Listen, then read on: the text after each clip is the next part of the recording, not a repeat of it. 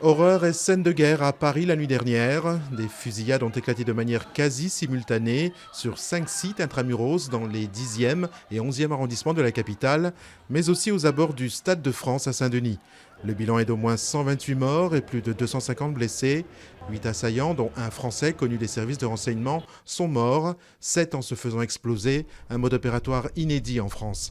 L'attaque la plus meurtrière a eu lieu au Bataclan, une salle de spectacle où se trouvaient des centaines de personnes. On dénombre au moins 82 morts après l'assaut des forces de police. Les actions kamikazes ont été revendiquées par Daesh.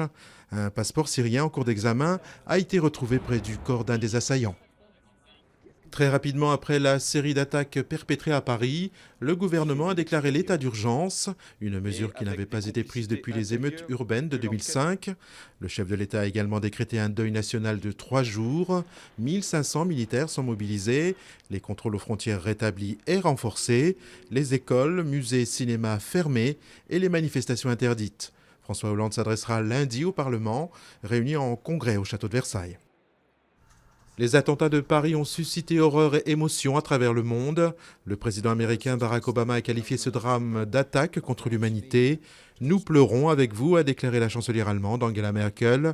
Autre manifestation de solidarité, l'antenne de la tour du World Trade Center à New York, construite sur le site du 11 septembre, a été illuminée aux couleurs du drapeau français. En France, les principaux partis politiques ont d'ores et déjà annoncé qu'ils suspendaient leur campagne électorale pour les régionales. Paris sous le choc au lendemain des attaques, mais Paris solidaire. Les centres de don du sang submergés, c'est l'autre image du jour. Une population soucieuse de venir en aide aux nombreuses victimes. Place de la République, des dizaines d'anonymes se sont également recueillis, malgré l'interdiction de manifester.